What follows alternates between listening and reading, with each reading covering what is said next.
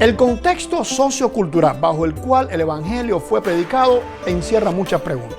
Por ejemplo, ¿el Imperio Romano estaba concentrado en la helenización o en la romanización del mundo? ¿Se podía vivir en los límites del imperio sin armonizar en alguna medida con sus mecanismos sociales? Cuando preguntas como estas se dejan sin resolver, surgen vacíos interpretativos que dan lugar a mucho debate, como aquello de si era mandatorio por los apóstoles obedecer o no a los gobernantes, o si era lícito tener o no una vida económica exitosa, o si ellos evangelizaban sin confrontar las bases de su sociedad y hasta de su cultura local.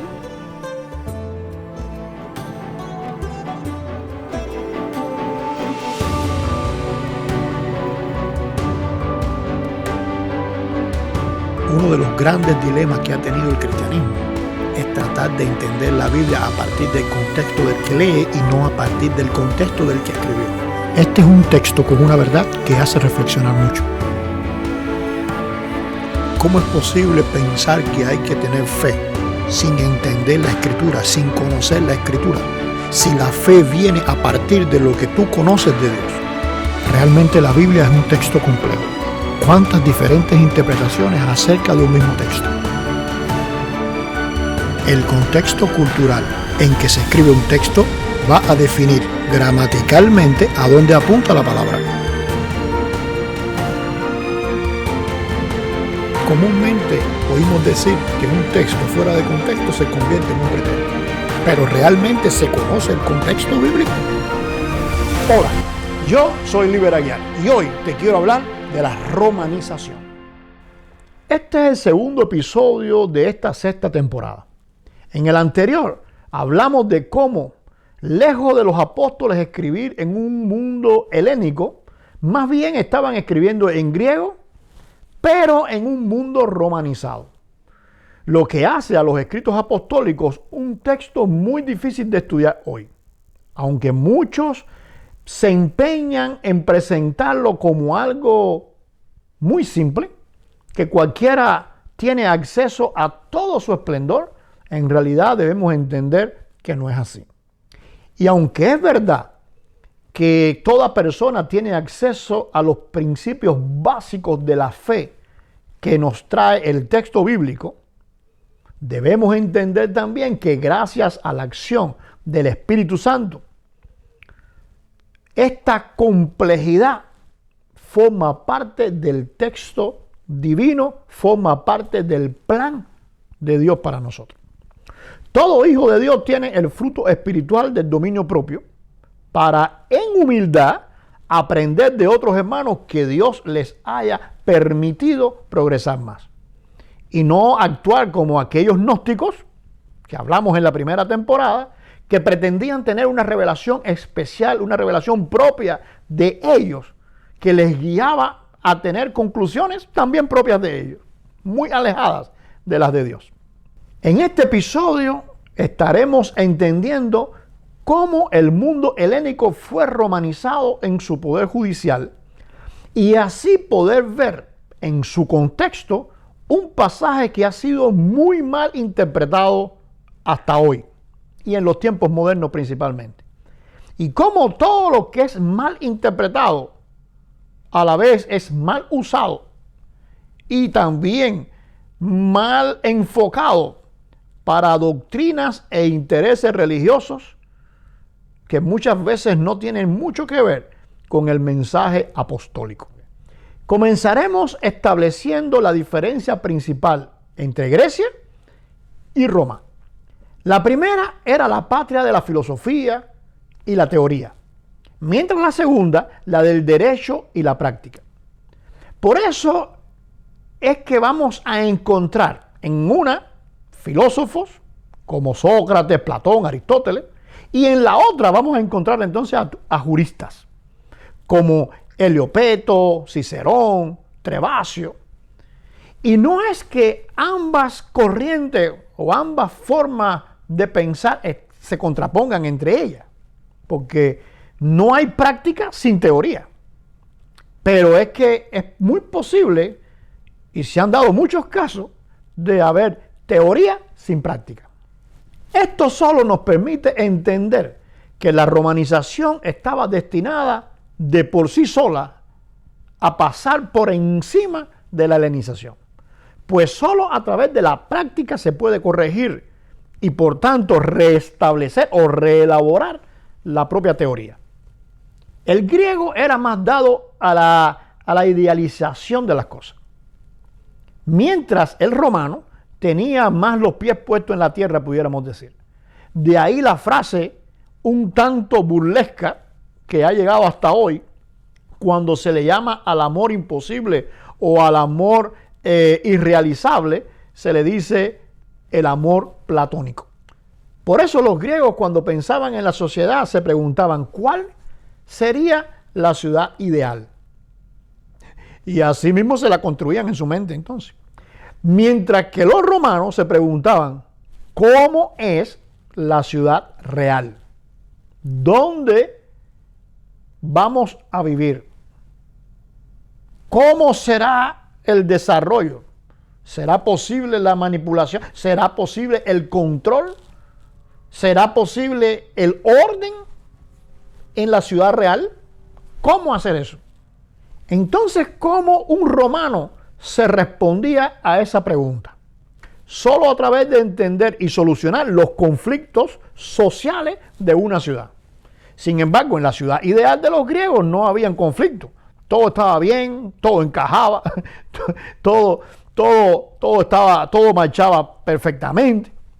Ellos realmente eran tan utópicos que aún sus propios filósofos, con todo y la profundidad que tenían ellos en el pensamiento, no lograron zafarse nunca de la mitología.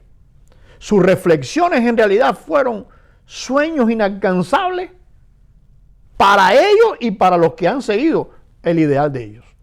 De ahí que la democracia nunca se implementara en toda Grecia, mientras que la fórmula de república romana no solo se implementó en todo el imperio, sino que también ha llegado hasta hoy. E inclusive aquellos países que se autodenominan democráticos hoy son más parecidos a la República Romana que a la propia democracia griega. El amor a la sabiduría, es decir, la filosofía de los griegos, tenía un problema, y es que traía una perspectiva absoluta de las cosas. Aunque las leyes podían ser modificadas por los ciudadanos, una vez que éstas se escribían, se debían cumplir sin tener en cuenta los matices de cada conflicto. Tenemos el famoso ejemplo de Sócrates, el diálogo de Sócrates en la prisión, donde, por lo que sabemos, fue lo que le costó la vida a Sócrates, cumplir las leyes a cabalidad, a tal punto de que cuando le ofrecieron fugarse de la prisión, no se fugó, teniendo la posibilidad de escapar, no se escapó porque había que cumplir las leyes por encima de todas las cosas. ¿Qué le costó? La vida. De aquí que el símbolo de la justicia romana sea la balanza, donde vamos a encontrar partes opuestas, la 1 y la 2, enfrentadas ante un juez. Ambas tenían que aportar pruebas, apareciendo unas a favor y otras en contra. Para los romanos, el juez no solucionaba las cosas a la manera de las matemáticas griegas. Por ejemplo, diciendo, la ley dice esto y punto. Sino que debía buscar la mejor solución posible para un caso específico. Para esto, el juez romano debía tratar que ninguna de las dos partes estuviera 100% conforme con su decisión. Ni el demandado, ni el demandante. Ninguno. Y esto es lo que hacía la ilustración de la balanza entre las partes. De ahí el nombre de jurisprudente. O sea, que toma decisiones prudentes para ambas partes. Entonces el cargo para juez romano debía venir de una selección por su prudencia, por su imparcialidad, y no porque fuera una persona sabia o porque conociera las leyes.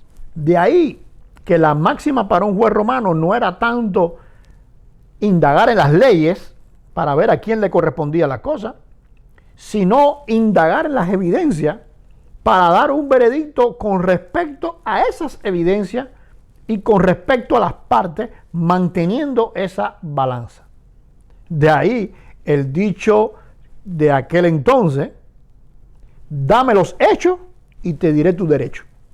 Una vez que el juez descubría los derechos, daba una sentencia, pero no podía ejecutarla, porque aún siendo él un cónsul o un procónsul del lugar donde estuviera, carecía de autoridad para eso. El único que podía no solo ejercer la autoridad, sino evaluar al propio juez, era un personaje llamado el pretor, un funcionario público. El procedimiento legal romano tenía dos instancias. Primero, ante el magistrado, o sea, el pretor. Esto se conocía como el injure. Y luego, ante el juez. La primera era cuando se tenía la acción sin importar que asistiera o no la razón, porque lo importante era ejercer el derecho, o sea, que cada persona tuviera garantizado su derecho legal. Por esto, el demandante seleccionaba a un pretor para la primera instancia, el injure, seleccionaba entonces al pretor, y esto no lo hacía porque solamente le tocaba a uno, habían varios, por eso decimos seleccionaba, habían varios pretores, eran funcionarios públicos, y de ellos entonces seleccionaba uno. Este personaje que él seleccionaba, este pretor que él seleccionaba, era el que hacía la fórmula para presentarla al juez. El juez, una vez estudiado el asunto, solo podía dictar una resolución si el demandante era capaz de demostrar a través del pretor todo o toda la totalidad del caso. Si eso no pasaba, se desestimaba automáticamente la demanda. Por eso lo más importante en todo el proceso para el demandante era encontrar un pretor competente que hiciera una correcta presentación, que pidiera los elementos precisos para presentárselo al juez. Este pretor se concentraba en evaluar si había caso o no. Guiaba a los demandantes y al demandado en las evidencias que debían buscar. Dirigía el debate ante el juez y pronunciaba los derechos de cada uno. Aunque no era el pretor quien escogía al juez, porque hasta esto hacía este hombre, aunque no era él el que escogía el juez, él recomendaba a las partes, principalmente al demandante, quién podía ser el juez para llevar ese caso en específico. Una vez que el juez dictaba una resolución al respecto, el pretor era el que tenía la autoridad, porque no era el juez. O sea, el juez no tenía autoridad porque él era seleccionado, no tenía autoridad para cumplir una sentencia. Esa autoridad la tenía el pretor. Y de ahí viene el simbolismo de la espada. Por eso cuando usted mira la balanza romana, en el centro hay una espada y esa espada está debajo del juez. ¿Por qué ocurre eso? Porque la espada indicaba que el pretor tenía la autoridad para poder para poder declarar, para poder ejecutar la sentencia que el juez había formulado. Ante este cuadro social, ¿cuál considera usted que sería la recomendación más espiritual y santa que pudiera dar un apóstol para alguien que fuera a un juicio en cualquiera de las ciudades del imperio? Como decíamos al principio, un texto muy mal interpretado por la mayoría, porque en esa interpretación se asume como que se está hablando del gobierno y no de un proceso legal, pues nos va a traer esta tan importante recomendación para ese tiempo en que se estaba viviendo. En la carta de Pablo a los Romanos, capítulo 13, a partir del verso 1, encontramos: Cada persona debe someterse a los que han recibido autoridad sobresaliendo ante los demás. Porque no hay este tipo de autoridad si no viene de parte de Dios. De modo que a este tipo de autoridad es Dios quien le ha asignado un puesto. De modo que quien se opone categóricamente a la autoridad esta, a lo asignado por Dios se rebela. Y los que se rebelan reciben castigo para sí. Porque los pretores no son un miedo para el que hace lo bueno, sino al malo. ¿Quieres no tener miedo a la autoridad de que se ha hablado? Haz lo bueno y tendrás alabanza de ella, porque es diácono de Dios para tu bien. Pero si te comportas mal, teme, porque no por gusto lleva la espada.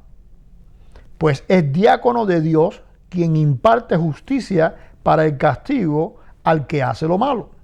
Por lo tanto, es necesario estar sometidos no solo por el castigo, sino también por la conciencia. Por esta razón, pagas también impuestos, porque estos específicamente son servidores públicos de Dios, porque perseveran continuamente en este tipo de acciones. Por tanto, pagaste completa las deudas. Al impuesto, impuesto. Al acatamiento, acatamiento. Al respeto, respeto. A la honra, honra.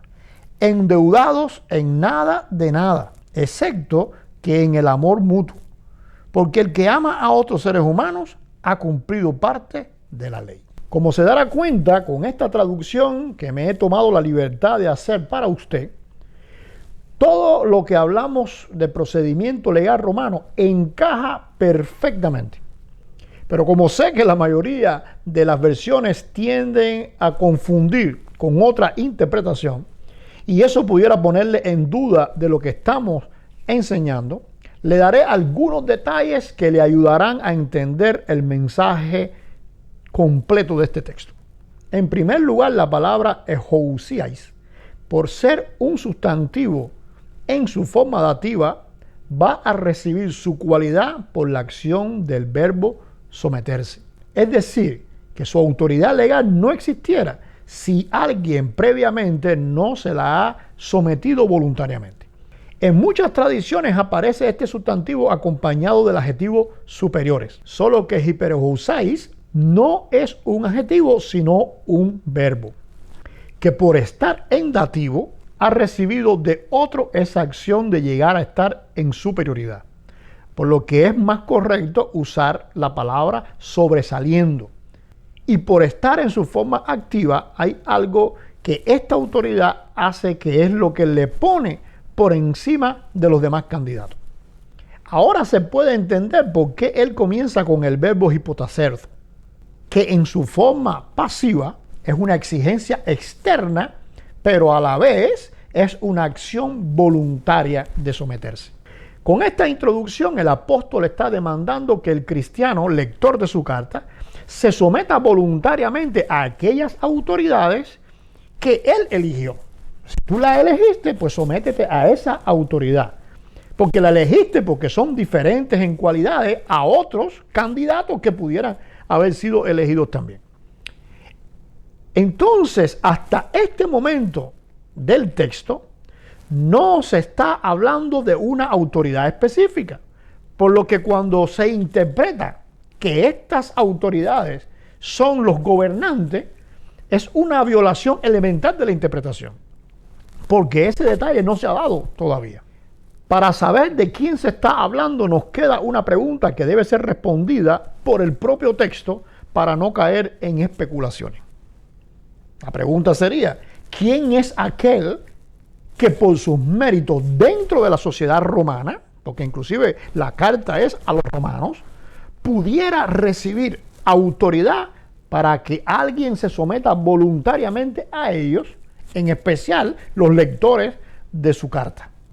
El texto continúa, porque no hay este tipo de autoridad si no viene de parte de Dios. De modo que a este tipo de autoridad es Dios quien le ha asignado un puesto.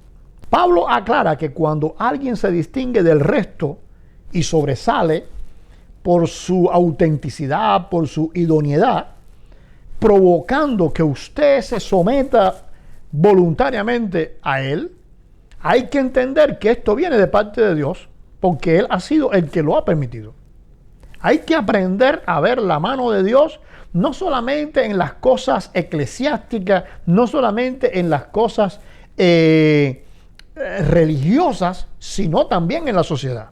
Tenemos que aprender a distinguir cuando un personaje, cuando un funcionario está haciendo cosas correctas, aún siendo pecador, es porque es Dios quien está permitiendo que él haga esas cosas correctas y que la haga como debe ser. Así que usted tiene un espectro de varios candidatos. Hay uno que sobresale, hay dos que sobresalen, pero eso que sobresale, usted tiene que entender que si es pecador no tiene por qué sobresalir. Si está sobresaliendo es porque Dios le está indicando a usted que en esa persona hay algo especial. ¿Qué es lo que hay en especial? La voluntad de Él. Usted dirá, bueno, pero si es pecador, ¿cómo puede sobresalir? Bueno, de la misma forma que Nabucodonosor era pecador y en un momento determinado, a través del profeta Jeremías, Dios va a decir, Nabucodonosor, mi siervo.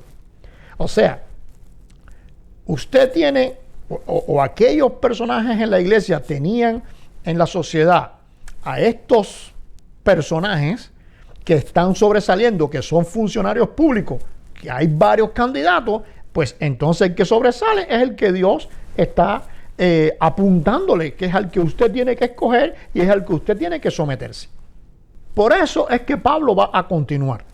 De modo que quien se opone protagónicamente a la autoridad esta, o sea, esa que se ha escogido y que se escogió porque es diferente a los demás, porque se entendió que es Dios quien lo está poniendo, a lo asignado por Dios se revela. Y los que se rebelan recibirán castigo para sí. Es decir, que si usted ha hecho una evaluación correcta de esta persona, cuando ella comience a actuar, usted debe someterse a sus decisiones.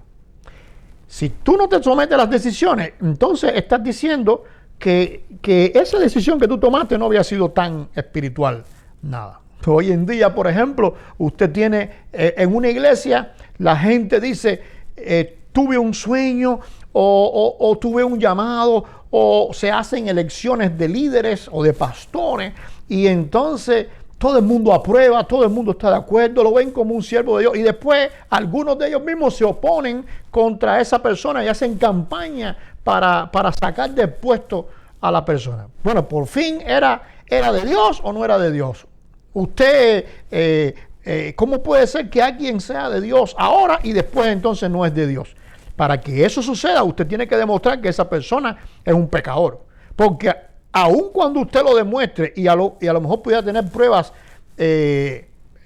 fieles o no fieles, usted tiene que entender que pudiera estar oponiéndose directamente a la voluntad de Dios, que fue el que hizo que esa persona sobresaliera cuando había otros candidatos. Y entonces Pablo va a continuar, porque los pretores no son un miedo para el que hace lo bueno, sino al malo. ¿Quieres no tener miedo a la autoridad de que se ha hablado? Haz lo bueno y tendrás alabanza de ella, porque es siervo de Dios para tu bien. Y usted dirá, pero la mayoría de las traducciones dicen gobernantes. ¿De dónde saca usted que son pretores? Bueno, en primer lugar, debemos entender que para aquel tiempo ningún miembro de la sociedad elegía a sus gobernantes. Y aun cuando lo pudiera hacer, nada podía asegurarle que su candidato fuera elegido para poder someterse voluntariamente a esa persona. O sea, que si entonces, suponiendo que usted eligiera a un gobernante y no salió el candidato que usted escogió porque lo vio idóneo, pues entonces usted no tiene por qué someterse al otro. Eso no tiene lógica. No es eso lo que está Pablo hablando ahí, porque no es contextualmente posible. Los gobernantes en aquel momento, y más los que estaban viviendo en la propia ciudad de Roma, pues no podían elegir a los gobernantes. Eran puestos que eran elegidos por el emperador, por el senado, por el sistema que había, pero no por un voto directo de los electores. Así que entonces, si usted está eligiéndolo, ¿cómo usted se va a someter? Eso no es lo que está hablando el texto. Entonces hay un problema contradictorio en cuanto al contexto, que elimina totalmente la más mínima posibilidad de que Pablo esté hablando aquí de un gobierno. La pregunta vuelve, entonces, ¿a qué se está refiriendo? La palabra arjonte, muy cerca de su correcto significado aquí, fue traducida por Casiodoro de Reina como magistrados. El significado de la palabra magistrado hace referencia a los servidores públicos, en especial a funcionarios legales y judiciales. Ahora, si vamos a la palabra griega en sí, arjontes, en su uso bíblico, o sea, cómo ha sido usada en otros momentos, en ese pasaje, disculpe, en el texto bíblico, porque cuando usted mira una palabra y la traduce literalmente, usted tiene que entender que hay un uso bíblico que hacían los cristianos de esa palabra, pero que también hay un uso social de cada localidad que hacían de esa palabra. En el uso social y al parecer el uso judaico de la zona de Judea, y eso pudiera influenciar en el resto, pues hay un texto que nos va a aclarar completamente su función en este sentido sin tener que meternos mucho en el tema lingüístico. El texto nos lo va a describir. En Lucas capítulo 12, en los versos 57 al 59, encontramos: ¿y por qué no juzgáis para vosotros mismos lo que es justo? Cuando vayas al magistrado, y aquí aparece la palabra arjontes, con tu adversario, o sea, si tú vas a ir al magistrado y vas con tu adversario, quiere decir que tú eres demandante. Entonces, ¿quién es este magistrado? Dice, procura en el camino arreglarte con él, no sea que te arrastre al juez. O sea, que el magistrado, entonces, de que se está hablando aquí, no es el juez. Porque él es el que dice que te arrastre al juez, te va a llevar al juez.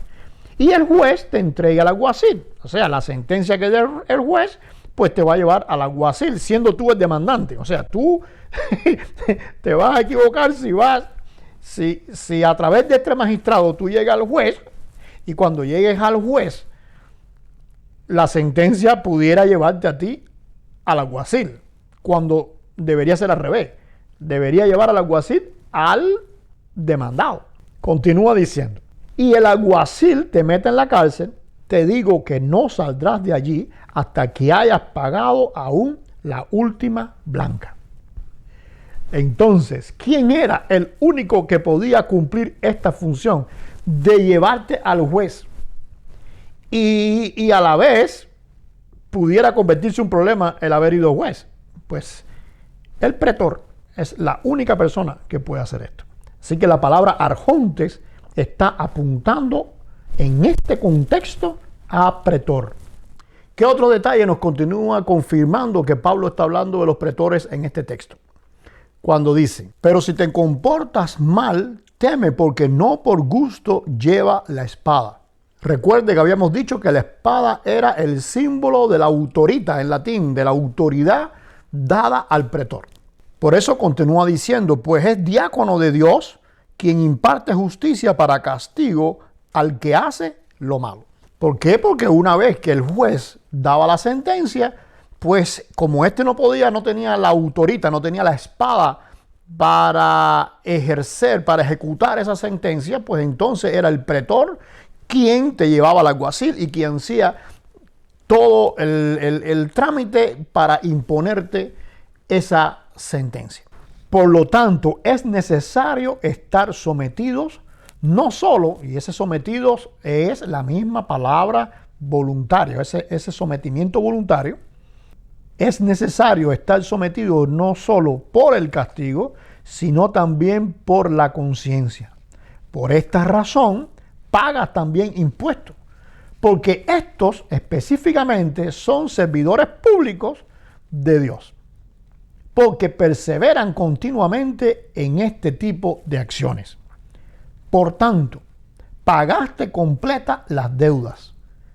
Al impuesto, impuesto, porque no dice al que impuesto, dice al impuesto, impuesto. Al acatamiento, acatamiento. Al respeto, respeto. A la honra, honra. O sea, que cualquiera que sea el veredicto, usted tiene que acatarlo. Dice entonces, endeudados en nada de nada.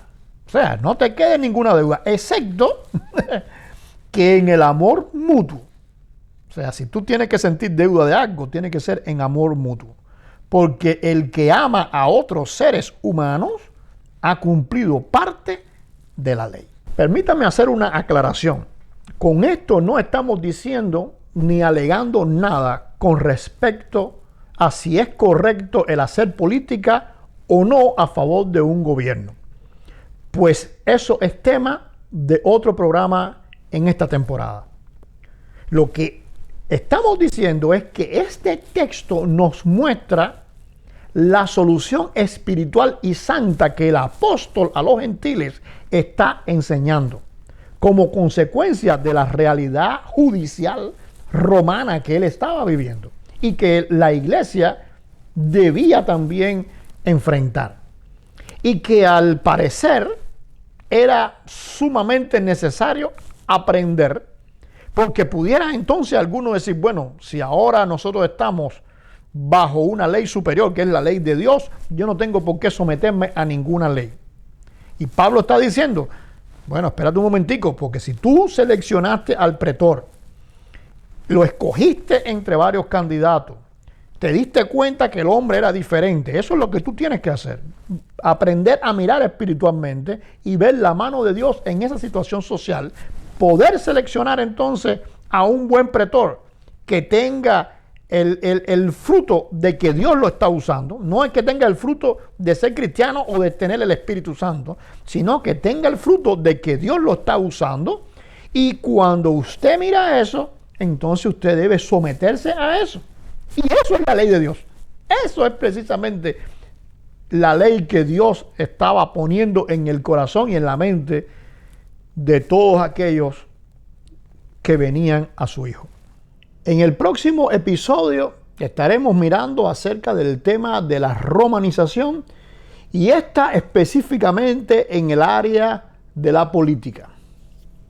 Dios le bendiga y le esperamos en el próximo episodio de la Biblia Bien Leída.